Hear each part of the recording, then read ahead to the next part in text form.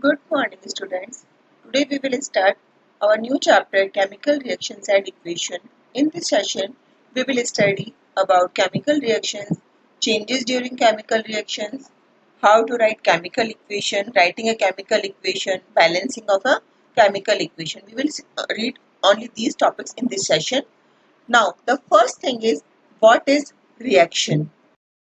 Means a process in which a substance changes into another substance. It means there is a one substance, it changes into another substance under the influence of temperature, pressure, or react with any other substance or under the influence of a catalyst. These are some common conditions. That now, what is changes? What do you mean by these changes? Ki one substance changes into another substance. There are two types of changes. First one is physical change and second one is chemical changes. But in the previous classes, in the sixth class, we have already studied that physical changes and chemical changes. First, we will study about only physical changes. In physical changes, no new substance is formed. कि कोई भी हमारे पास नया substance नहीं बनता है. हम लोगों ने पढ़ा था if we cut any wood, is there any change? No, there is no change in the substance. Only the size of the wood is changed. And if we mix sugar and sand and we can separate it by sieving. It means these can be separated by physical method. These are physical changes. Then the second is chemical change. Chemical change in one substance undergoes one substance changes into another substance. It means a new substance is formed. These type of changes are known as chemical changes. They are generally irreversible in nature. Generally means it is not necessary that they are always irreversible. They can be reversible, but generally they are irreversible in nature. Suppose we take an example, we take milk and convert it can be converted into curd. That is, we can't convert the curd into milk. So it is a irreversible chemical change. Now the definition of chemical change is the reactions in which chemical change takes place under the influence of catalyst, temperature or pressure is called a chemical reaction. Now we will study the conditions, the changes chemical reaction की किस type के changes हमारे chemical reactions के अंदर आते हैं. First is change in state की state में चेंज कैसे होता है. बच्चों यहाँ इस फिगर में आपको दिख रहा है कि we have two beakers. In one beaker we have lead nitrate solution and in the another beaker we have potassium iodide solution. The both are aqueous solution. It means कि हमने lead nitrate को water में mix किया है, उसका solution बनाया है. potassium iodide का भी aqueous solution we have prepared. When we mix these two substances, we see that there is a yellow precipitate. It means solid precipitate is settled down. That change. It means हमने लिया क्या था, initially हमने aqueous condition aqueous solutions लिए थे, but in the product side we get this yellow precipitate of lead iodide. It means state में हमारा change हो गया कि हमारे पास aqueous solutions थे लेकिन हमें प्रोडक्ट मिला सॉलिड. इनकी स्टेट में चेंज हो गया. The next is change in colour. Change in colour में बच्चों हम एक एक्टिविटी से समझते हैं कि हमने एसिड लिया है, कोई भी हमने एसिड लिया है. Suppose we have taken HCl. अगर इसमें हमने इंडिकेटर फिनोक्सिन ऐड करते हैं और उसके बाद में जैसे ही हम उसमें बेस ऐड करते हैं, जब तक वो मीडियम एसिडिक है, हमारा एसिड जब तक एसिडिक है, जब तक वो न्यूट्रल कंप्लीट न्यूट्रल नहीं होता, इट रिमेन्स कलरलेस. बट जैसे ही उसमें बेस की बेसिक सॉल्यूशन होने लगता है, उसका कलर कैसा चेंज हो जाता है, पिंक कलर का सॉल्यूशन आ जाता है. यानी कि कलर का चेंज हो रहा है. कलर कलरलेस था, अब वो बेसिक सॉल्यूशन हो गया तो it converted into pink solution. अगर इसमें हम फिर से एसिड ऐड करेंगे, अगर ये सॉल्यूशन एसिडिक होगा, it again converted into colourless solution. Then evolution of gas. बच्चों यहाँ पे हमने की कॉनिकल फ्लास्क लिया है. कॉनिकल फ्लास्क में हमने जिंक ग्रेन्यूल्स लिया है जिसमें हमने डाइल्यूट सल्फ्यूरिक एसिड ऐड कर रहे हैं. हम लोग देखेंगे जैसे हम डाइल्यूट सल्फ्यूरिक एसिड ऐड करेंगे, जिंक बबल्स के अराउंड बबल्स आ जाते हैं. जिंक ग्रेन्यूल्स के अराउंड बबल्स आ जाते हैं. बबल्स किसके हैं? These bubbles are of hydrogen gas. की यहाँ पे जिंक ग्रेन्यूल्स और सल्फ्यूरिक एसिड की रिएक्शन से हाइड्रोजन गैस प्रोड्यूस होती है जिसके जो कि पॉप साउंड के साथ रिलीज होती है. ठीक है. देन द नेक्स्ट आता है चेंज इन टेम्परेचर। बच्चों अभी हमने थोड़ी देर पहले चेंज इन कलर पढ़ा था, इसमें हमने एसिड और बेस की न्यूट्रलाइजेशन रिएक्शन की थी। जो हमने प्रीवियस क्लासेस में भी पढ़ा है कि जब भी एसिड और बेस की न्यूट्रलाइजेशन रिएक्शन होती है तो वहाँ पे हीट रिलीज होती है and the test tube becomes hot. The another example is when we add calcium oxide, when we add water to the calcium oxide it produces calcium hydroxide. और ये हम लोगों ने देखा है बच्चों कि जब भी हमारा calcium oxide is quicklime, CaO calcium oxide which also known as quicklime, जब भी इसमें हम वाटर ऐड करते हैं, कैल्शियम ऑक्साइड को जनरली हम चूना भी कहते हैं, जैसे ही इसमें वाटर ऐड करते हैं ये हीट अप हो जाता है and produces calcium hydroxide which is also known as slate lime. Now we will read study chemical equations. क्या होती है केमिकल इक्वेशन? बच्चों अभी हमने रिएक्शन पढ़ी थी कि when a magnesium ribbon is burned in oxygen it get converted into magnesium oxide. तो अब हम इसे केमिकली कैसे रिप्रेजेंट करेंगे? अगर हमें रिएक्शन इक्वेशन की फॉर्म में लिखना है तो हम वर्ड इक्वेशन लिखेंगे magnesium plus oxygen that produces magnesium oxide. जो हमने लेफ्ट हैंड साइड है वहां पे magnesium and oxygen these are reactants and written in the always left hand side, and magnesium oxide is a product which is always written in the right hand side. The substances which undergoes chemical change, जिनमें chemical change होगा in the above reaction, magnesium and oxygen are known as reactants, and the new substance magnesium oxide formed during the reaction is a product. A word equation show the change of reactant to produce through an arrow placed between it. इन दोनों के बीच में हमने arrow लगा दिया जो ये बताएगा कि मैग्नीशियम और ऑक्सीजन के बीच में रिएक्शन हुई और हमारा प्रोडक्ट फॉर्म हुआ magnesium oxide.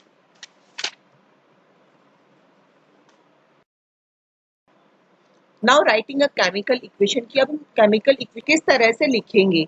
Writing a chemical equation, इसे और कॉन्साइज करने के लिए अगर बच्चों उस वर्ड इक्वेशन में अगर हमें फॉर्मूला याद होता, if we remember the formula, magnesium means Mg जो हमने प्रीवियस क्लास में पढ़ा है, oxygen O2 and magnesium oxide that is MgO। तो हम इस वर्ड इक्वेशन को इस तरह भी लिख सकते थे Mg plus O2 is equals to MgO, लिख सकते हैं। तो that is this equation is a skeletal chemical equation कि हमें मिल गया कि मैग्नीशियम और ऑक्सीजन के बीच में रिएक्शन हुई और मैग्नीशियम ऑक्साइड फॉर्म हुआ। बट जब हम इन्हें काउंट करेंगे, मैग्नीशियम के एटम्स ऑक्सीजन के एटम्स हम काउंट करेंगे, देखेंगे product side and reactant side में क्या वो इक्वल है, एरो के दोनों तरफ is both are equal. Count and compare the number of atoms of each element on the left hand side and the right hand side of the arrow. Is the number of atoms of each element the same on the both side? जरूरी नहीं हर reaction में दोनों same हो, किसी reaction में same भी हो सकते हैं। If not, then the equation is balanced, unbalanced. तब वो रिएक्शन कैसी है? Unbalanced रिएक्शन है because the mass is not the same on the both side of the equation. अब इस केमिकल इक्वेशन को we have to balance the chemical equation. अब हम क्या करेंगे? इन रिएक्शन को हम बैलेंस करेंगे। How to balance the balanced chemical equation? When the number of atoms of each element in a chemical reaction is equal on both sides, reactant side and product side, अगर दोनों तरफ number of atoms, her element के number of atoms अगर equal है, this such type of reactions are known as balanced chemical reaction. According to the law of conservation of mass, जो हमने पिछली previous classes में पढ़ा है, mass can neither be created nor be destroyed in a chemical reaction. It means the total mass of the element present in the product of the chemical reaction has to be equal to the total mass of the element present in the reactant. यानी कि mass वहाँ पे कोई भी नया atom नहीं आएगा, दोनों तरफ number of atoms equal होने चाहिए. It means mass वहाँ पे equal होना चाहिए. अभी हमने जो chemical reaction देखी थी कि when we burn magnesium in the presence of oxygen, we get magnesium oxide. Mg plus O2 gives MgO. अब हम इसे कैसे बैलेंस करेंगे? इसमें हम एक टेबल ड्रॉ करेंगे जिसमें फर्स्ट कॉलम हम लेंगे एलिमेंट की, कौन कौन से एलिमेंट हमने रिएक्शन में लिए हैं। सेकंड कॉलम में हम लोग लेंगे number of atoms in reactants, left hand side reactants में कौन कौन कितने नंबर एटम्स कितने नंबर में प्रेजेंट है। And the third column is number of atoms in product side, यानी कि राइट हैंड साइड में कितने एटम्स हमारे प्रेजेंट हैं। हम टेबल ड्रॉ करेंगे। इस केमिकल रिएक्शन में Mg एंड O दो हमारे पास एलिमेंट्स प्रेजेंट हैं, तो हमने लिख दिया Mg and O। Number of atoms in the reactant side, magnesium 1 atom present है, we have written here 1, and oxygen 2 atoms present है, we have written here 2। Similarly reactant side, product side में हम लोग देखेंगे मैग्नीशियम 1 एटम प्रेजेंट है, we have written here 1, and oxygen that is also 1। अब हम इसे बैलेंस कैसे करेंगे, कि हमें बैलेंस केमिकल इक्वेशन चाहिए, तो हम इसे बैलेंस करने के लिए देखेंगे कि हमारे पास प्रोडक्ट और रिएक्टेंट दोनों में ही मैक्सिमम नंबर ऑफ एटम कौन से एलिमेंट के प्रेजेंट है। यहाँ पे हम लोगों ने देखा कि हमारे पास ऑक्सीजन के एटम्स, 2 एटम्स प्रेजेंट हैं। तो अब हम सबसे पहले ऑक्सीजन को बैलेंस करेंगे। ऑक्सीजन को बैलेंस करने के लिए हमें क्या करना होगा कि रिएक्टेंट, जो प्रोडक्ट साइड है हमारा, प्रोडक्ट रिएक्टेंट साइड में ऑक्सीजन एटम 2 प्रेजेंट है, इसलिए हमें प्रोडक्ट साइड में भी इसे 2 करने के लिए हम इसे 2 से मल्टीप्लाई कर देंगे। वी हैव रिटन हियर 2, इसे मल्टीप्लाई 2 करने पर प्रोडक्ट साइड में मैग्नीशियम एटम्स भी कितने हो गए 2, तो हम क्या करेंगे रिएक्टेंट साइड में मैग्नीशियम एटम को भी 2 से मल्टीप्लाई कर देंगे। अब हम काउंट करेंगे magnesium in the reactant side 2, product side also the number of atoms is 2, oxygen in the reactant side that is 2, in the product side that is also 2, यानी कि left hand side और right hand side both side number of atoms equal है, it means this is the balanced chemical reaction। अब similarly अभी हमने एक और example देखा है जिंक एंड सल्फ्यूरिक एसिड का, कि when zinc reacts with sulfuric acid we get zinc sulfate and hydrogen। इसे वर्ड इक्वेशन है, इसे हमने केमिकल इक्वेशन की फॉर्म में लिखा है Zn plus H2SO4 which gives ZnSO4 plus H2। अब बच्चों इसे बैलेंस करने के लिए हम सिमिलरली टेबल फिर से ड्रॉ करेंगे, उसमें अगेन वही नंबर ऑफ एलिमेंट्स में इसमें आएगा zinc, hydrogen, sulphur and oxygen. वही पहले हम देखेंगे number of atoms in the reactant side, zinc is 1, hydrogen is 2, sulphur is 1, oxygen is 4। Again product side में हम लोग देखेंगे 1, 2, 1 and 4, it means both are equal, this reaction is already balanced। दोनों तरफ number of atoms of each element is same, that is why this is a balanced chemical equation। अब बच्चों हम एक और रिएक्शन से हम ट्राई करते हैं बैलेंस करने के लिए। वो इक्वेशन है Fe, जब आयरन है वो वाटर के साथ रिएक्ट करता है, it forms Fe3O4 plus hydrogen gas इसमें बाहर निकलती है। अब हम लोग इस इक्वेशन को स्टेप बाय स्टेप सॉल्व करेंगे, जिससे हमें ये समझ में आ जाएगा कि हमें कौन कौन से स्टेप, जब भी हम बैलेंसिंग करेंगे हमें कौन कौन से फॉलो करना है। फर्स्ट स्टेप इसमें क्या आएगा, to balance a chemical equation. सबसे first we draw boxes around the each formula, की जो जो भी हमारे पास फार्मूलाज प्रेजेंट है, ताकि हम उसके चारों ओर बॉक्स बना लेंगे। इससे क्या होगा कि हमें पता रहेगा कि इन बॉक्सेस के अंदर हमें कोई भी चेंज नहीं करना है, फॉर्मूला हमारा वही सेम रहेगा, हमें सिर्फ इसको बैलेंस करना है। Fe plus H2O, Fe3O4 plus H2 gives Fe3O4 plus H2। अब स्टेप 2 में हम क्या करेंगे, list the number of atoms of different element present in the unbalanced equation. जैसा अभी हमने प्रीवियस इक्वेशन को सॉल्व करते वक्त किया था कि टेबल ड्रॉ की थी, इसमें नंबर ऑफ एलिमेंट्स कौन कौन से एलिमेंट्स है हमारे पास, Fe है, हाइड्रोजन है एंड ऑक्सीजन, आयरन है, hydrogen and oxygen. Then the number of atoms in reactant LHS, कि लेफ्ट हैंड साइड में हमारे पास नंबर ऑफ एटम्स कितने प्रेजेंट है, Fe 1 atom is present, H hydrogen 2 atoms are present, oxygen again 1 atom is present. In the product side iron 3 atoms are present, hydrogen 2 atoms are present, and in the oxygen again 4 atoms are। Then step 3 में अभी हमने देखा था कि हम generally उसी atom को लेंगे, उसी एलिमेंट को लेंगे बैलेंस करने के लिए जिसमें maximum number of atoms present हो। It may be a reactant और a product, it is not necessary कि हम रिएक्टेंट में मैक्सिमम नंबर देखेंगे या प्रोडक्ट में, कहीं पे भी हम देख सकते हैं। In that compound select the element which has the maximum number of atoms. अब इसी क्राइटेरिया को यूज करते हुए हम Fe3O4 में देखेंगे कि oxygen atom, there are 4 oxygen atom in the right hand side and only 1 in the left hand side। तो हम सबसे पहले ऑक्सीजन को बैलेंस करेंगे। अगेन हम एक टेबल ड्रॉ करेंगे, number of oxygen atoms of oxygen initially कितने थे और बैलेंस करने के लिए हमें कितने से मल्टीप्लाई, हमने कितने एटम से इसको मल्टीप्लाई किया है। In reactant there is only one oxygen which is present in H2O, while in the product it 4 oxygen atoms are present in Fe3O4. अब बैलेंस करने के लिए हमें क्या करना होगा कि रिएक्टेंट साइड में हमें इसे 4 से मल्टीप्लाई करना होगा. To equalize the number of atoms, it must be remembered that we can't alter the formula of the compound or element involved in the reaction. ये हमेशा ध्यान रखना है कि फॉर्मूला के अंदर हमें कोई चेंज नहीं करना. हमने जो बॉक्सेस बनाए हैं उसके अंदर हमें कोई भी चेंज नहीं करना है, वो हमें सेम रखना है. दैट्स वाई हम इस बॉक्स के बाहर क्या करेंगे, H2O को 4 से मल्टीप्लाई कर देंगे. जब हमने यहाँ देखा कि H2O को हमने 4 से मल्टीप्लाई किया है तो प्रोडक्ट साइड में हाइड्रोजन के एटम्स यहाँ कितने हो गए, 4 2 8. तो हमने हाइड्रोजन को भी यहाँ से 4 से मल्टीप्लाई कर दिया है. तो now the equation becomes Fe plus 4H2O which gives Fe3O4 plus 4. Equation आ गई हमारे पास, ये पार्टली बैलेंस्ड इक्वेशन आ गई. देन स्टेप 4, अब हम किसे बैलेंस करेंगे. अब Fe एंड H के एटम्स अभी भी बैलेंस नहीं है. अब हम क्या करेंगे, हाइड्रोजन एटम को बैलेंस करेंगे. To equalize the number of hydrogen atom to make the number molecules hydrogen 4, तो हमने क्या किया, इनिशियली कितने हैं 8, लेकिन प्रोडक्ट में हमारे पास कितने थे, H2 था. टू बैलेंस हमने क्या कर दिया, 8 हमारे पास बैलेंस करने के लिए रिएक्टेंट में ऑलरेडी 8 था, प्रोडक्ट में इसे बैलेंस करने के लिए हमने इसे 4 से मल्टीप्लाई कर दिया है.